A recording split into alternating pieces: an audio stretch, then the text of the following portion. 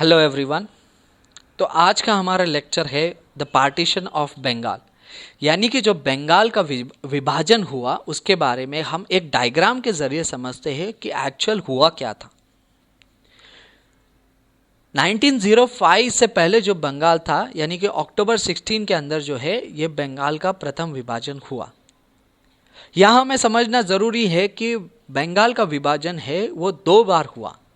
एक तो आज़ादी से पहले जो ब्रिटिशों ने किया था, और एक आज़ादी के बाद जो है स्वतंत्र पाकिस्तान बनने के बाद, यानी कि जो अभी बांग्लादेश है 1971 के अंदर जो बांग्लादेश बना।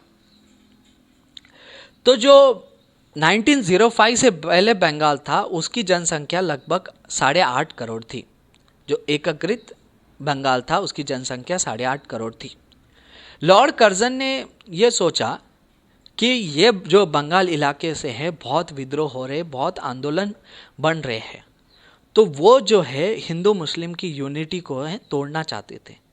तो उन्होंने क्या किया, हिंदू बहुल इलाका और मुस्लिम बहुल इलाके को दो विभागों के अंदर बांटा और उसको दो बंगाल बना दिए।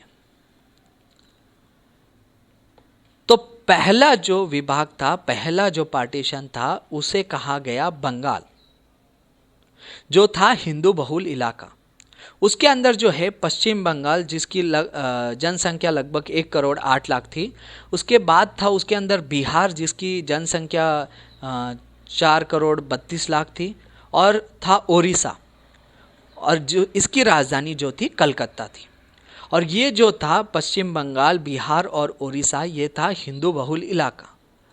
और दूसरा जो पार्ट था वो था ईस्ट बंगाल और आसाम। ये दोनों की जनसंख्या लगभग 3 करोड़ 10 लाख थी। और ये था मुस्लिम बहुल इलाका, और इसका कैपिटल था ढाका। अब इसको डिवाइड किया गया था ब्रह्मपुत्र और पद्मा जो नदी है उसके लाइन से इसको डिवाइड कर दिया गया था, पद्मा यानी गंगा। लेकिन बहुत सारे आंदोलन हुए, बहुत सारे विद्रोह हुए, उसके खिलाफ बहुत सारी प्रक्रिया आई, और फिर 1911 के अंदर जो है उसको वापस मिला दिया गया। अब देखते हैं कि सेकेंड पार्टीशन जो हुआ 1947 के अंदर वो कैसा हुआ। उसको भी इसी तरह बांटा गया था। जो वेस्ट बंगाल, बिहार और उड़ीसा का जो एरिया था वो उसका कैपिटल जो है कलकत्ता को बना के उसको बंगाल में कन्वर्ट कर दिया गया था, वेस्ट बंगाल में कन्वर्ट कर दिया था। और जो ईस्ट बंगाल और आसाम का इलाका था, जिसका ढाका कैपिटल था, उसको ईस्ट पाकिस्तान बना दिया गया था और उसको पाकिस्तान के अंदर जोड़ दिया गया था। वो एक पार्ट ऑफ पाकिस्तान था, ईस्ट पाकिस्तान। उसके बाद 1971 के अंदर युद्ध हुआ, और वो जो ईस्ट पाकिस्तान था उसको बाद में बांग्लादेश बना दिया गया। 1971 के अंदर जो युद्ध हुआ उसके अंदर मुक्ति बाहिनी और इंडियन आर्मी जो थे एक तरफ से लड़ रहे थे, और पाकिस्तान आर्मी दूसरी तरफ से लड़ रहे थे।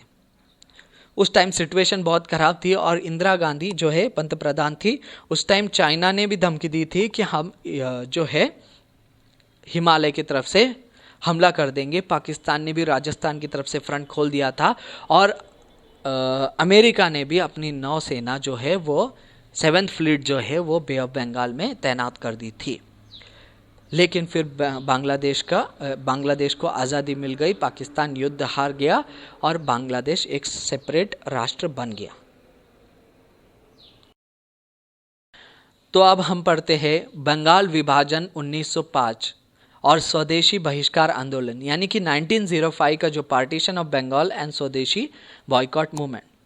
इसके अंदर पहला पॉइंट यह है कि on 20 July 1905 Lord Curzon issued orders for divide of Bengal into 2 parts, east Bengal and Assam 3.1 crore population and rest of Bengal including Bengalis, Biharis and Odia 5.4 crore.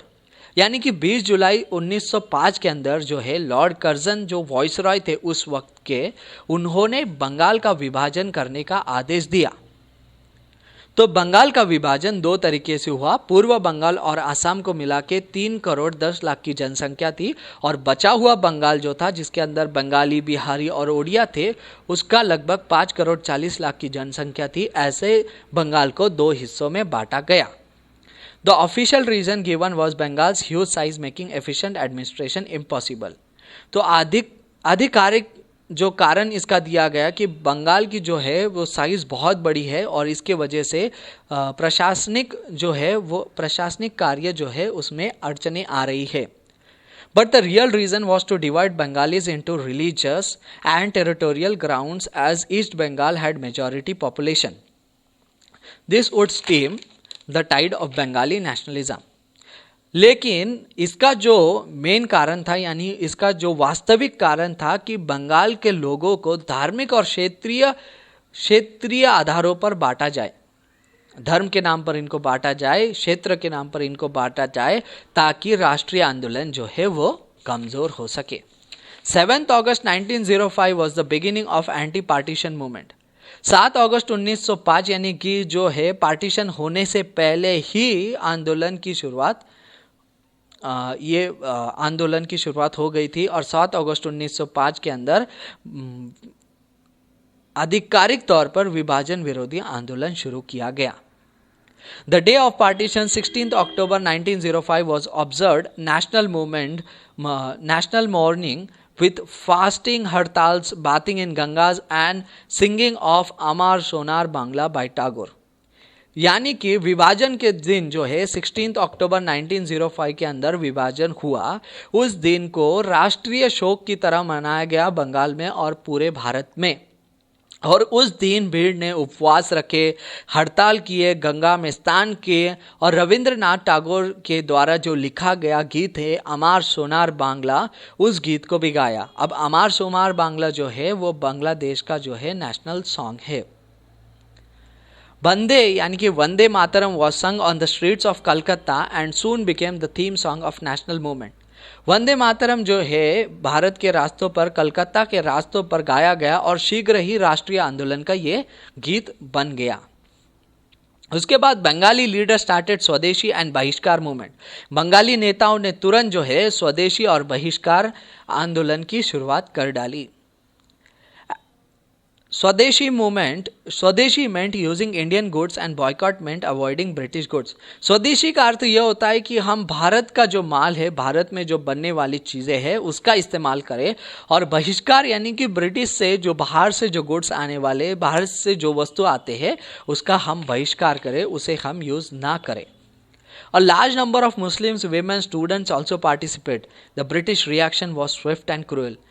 इस जो आंदोलन था, ये स्वदेशी आंदोलन जो था, ये बॉयकॉट आंदोलन जो था, इसमें बड़ी संख्या में महिलाओं ने, बच्चों ने और मुसलमानों ने भी भाग लिया। और ब्रिटिश की जो प्रक्रिया थी वह त्वरित और हिंसात्मक थी, यानी कि ब्रिटिश ने बहुत सारी लाठीचार्ज किया, बहुत सारी हिंसा की उस समय इस आंदोलन को दबाने के लिए। मेन लीडर्स वेर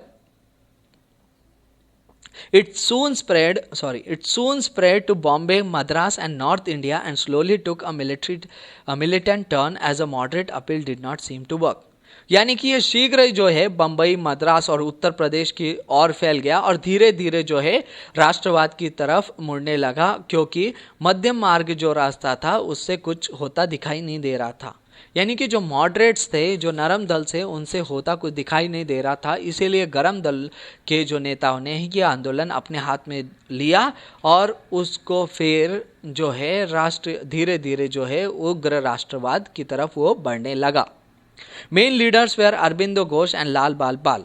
तो अरबिंदो घोष जो थे वो इसके लीडर थे बंगाल के अंदर, और फिर लाला लाजपत राय, बाल गंगाधर तिलक और जो है पाल जो थे वो भी, लाल बाल पाल जो तिकड़ी थी, बिपिन चंद्र पाल, वो भी इसके लीडर थे।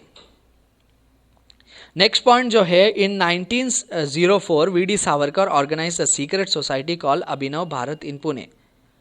वी डी सावरकर ने जो है वो है अभिनव भारत नामक एक गुप्त संस्था की नींव रखी। उससे पहले जो है अरबिंदो घोष एक रिवॉल्यूशनरी से फिलोसोफर बन गए, यानी कि एक क्रांतिकारी से जो है वो दार्शनिक बन गए। 1906 के अंदर जो है ढाका में मुस्लिम लीग का गठन हुआ, यानी कि Muslim League was established in Dhaka. And finally in 1907 when the moderates and extremist groups would not reconcile the INC was split. यानी कि 1907 के अंदर जो है नरम दल और गरम दल के अंदर जमने नहीं लगा और उसकी वजह से जो है कांग्रेस स्प्लिट हुई. तो अब हम समझते हैं कि नरम दल और गरम दल क्या है, यानी कि मॉडरेट वर्सेस एक्सट्रीमिस्ट. तो इस डायग्राम के इस टेबल के जरिए 6 पॉइंट्स में हम समझते हैं कि नरम दल और गरम दल के बीच में अंतर क्या था. Gopal Krishna Gokhale, mentor to Gandhiji and Jinnah during 1912-15. Gopal Krishna Gokhale थे, वो गांधीजी और जिन्ना दोनों के मेंटर थे, दोनों के गुरु थे 1912 to 1915. अभी ये भरोसा करने जैसी बात नहीं लगती कि जिन्ना के मेंटर गोखले थे और इनकी पूरी आइडियोलॉजी अलग अलग थी. लेकिन जिन्ना साहब जो है पहले बहुत सेक्युलर थे, लेकिन फिर बाद में जो है बहुत सारी घटनाएं घटी, मुस्लिम लीग से वो जुड़े और फिर वो जो है सेक्युलर नहीं रहे. A disciple of M.G. Ranade, president of INC in 1905. Gopal Krishna Gokhale जो थे वो डिसाइपल थे एमजी रानाडे के, यानी जस्टिस रानाडे के जो डिसाइपल थे, जो 1905 में प्रेसिडेंट थे. उसके बाद गरम दल के अंदर ये है कि बाल गंगाधर तिलक जो है एक्सट्रीमिस्ट लीडर थे, गरम दल के लीडर थे जो महाराष्ट्र से बिलोंग करते थे. उसके बाद लाला लजपत राय थे जो पंजाब से बिलोंग करते थे. हम इन्हें जानते हैं साइमन कमीशन के थ्रू. साइमन कमीशन का इन्होंने विरोध किया था और उसके बाद लाठीचार्ज हुई और उसके दौरान उनकी मृत्यु हुई. और उसके बाद जो है बंगाल से थे बिपिन चंद्र पाल. ये जो तिकड़ी थी लाल बाल पाल, ये उस समय बहुत फेमस थी. नरम दल के अंदर यह पॉइंट है कि non violence, reforms with government institutions, no direct confrontations. यानी कि हम अहिंसा के मार्ग से चलेंगे और जो सरकारी संस्थानों में वो सुधार करेंगे और सीधा टकराव नहीं करेंगे. और गरम दल के अंदर ये है कि डायरेक्ट डिमांड ऑफ स्वराज, यानी कि हम स्वराज की सीधी मांग करेंगे. सिविल एजिटेशन करेंगे, यानी नागरिक आंदोलन करेंगे. नॉन कोऑपरेशन, यानी कि असहयोग आंदोलन करेंगे. स्वदेशी, यानी कि स्वदेशी यूज़ करने का हम लोगों को प्रोत्साहित करेंगे, स्वदेशी यूज़ करने का. और बॉयकॉट, यानी कि जो अंग्रेज़ गुड्स है उसको बॉयकॉट कर देंगे, उसको बहिष्कार कर देंगे. 1905 के पार्टीशन के बाद ये सारी चीज़ें गरम दल ने की. उसके बाद नरम दल के अंदर जो है servant of Indian society 1905 to promote education. जो गोखले है उन्होंने, यानी कि गोपाल कृष्ण गोखले ने 1905 के अंदर जन शिक्षा के हेतु सर्वेंट्स ऑफ इंडिया सोसाइटी बनाई ताकि वो एजुकेशन को प्रमोट कर सके. उसी तरह दूसरे साइड जो है गरम दल यानी एक्सट्रीमिस्ट के अंदर लोकमान्य तिलक ने केसरी पेपर चालू किया जो मराठी के अंदर था, और एक मराठा पेपर चालू किया जो इंग्लिश के अंदर था.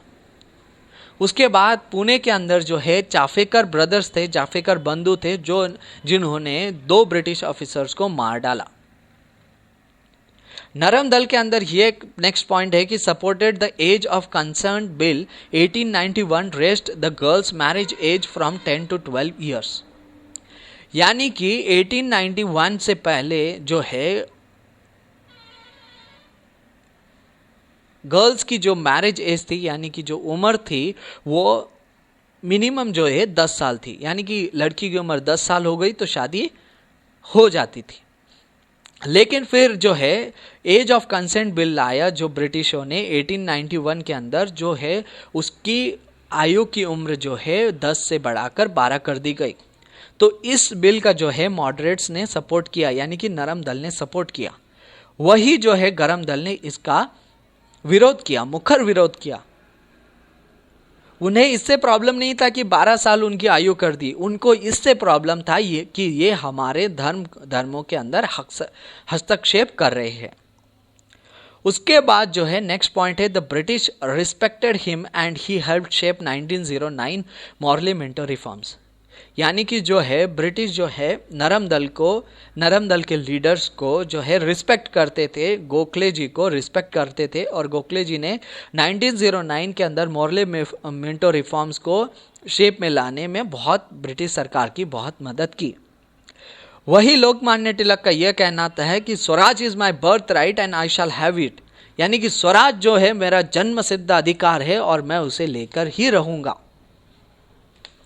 और नरम दल के अंदर जो लास्ट पॉइंट है वो है सूरत स्प्लिट 1906, यानी कि सूरत के अंदर जो है नरम दल और गरम दल के बीच में स्प्लिट हो गई और नरम दल गरम दल अलग हो गए 1906 के अंदर सूरत सेशन के अंदर। और उसके बाद वापस उनका पैचअप हुआ, यानी कि वापस उनका मिलन हुआ 1916 के अंदर। और वही गरम दल के अंदर यह पॉइंट है कि imprisoned from 1908 to 1914 at Mandalay jail Burma for defending the Khudiram Bose and Prafulla Chaki bombs. Lokmanya Tilak जो है उनको 1908 से लेकर 1914 के अंदर मतलब 6 साल के लिए मंडले जेल बर्मा के अंदर डाल दिया गया, क्योंकि वो खुदीराम बोस और प्रफुल्ल पटेल की साइड ले रहे थे, उनके समर्थन में वो बोल रहे थे, और ये खुदीराम बोस और प्रफुल्ल पटेल ने बॉम्ब फेंके थे। First Congress leader to vote for Hindi national language Tilak, यानी कि जो लोकमान्य तिलक थे ये पहले कांग्रेस लीडर थे जिन्होंने हिंदी भाषा को राष्ट्रीय भाषा बनाने की वकालत की। तो ये लेक्चर यहीं पे समाप्त होता है। होप आपको ये लेक्चर पसंद आया होगा। अगर आप चाहते हैं कि मैं और ऐसे वीडियोस बनाऊं तो आप इसे सब्सक्राइब करें, इस चैनल को सब्सक्राइब करें, इसे लाइक करें, इस पर कमेंट्स करें, और आप क्या चेंजेस चाहते हैं वीडियोस के अंदर वो भी कमेंट करें। आपको ये वीडियो कैसा लगा वो भी कमेंट करें, और इसे शेयर करें, ज़्यादा से ज़्यादा लोगों तक पहुँचाएं ताकि हम फ्री में जो है ज़्यादा से ज़्यादा नॉलेज बांट सकें। Thank you for watching.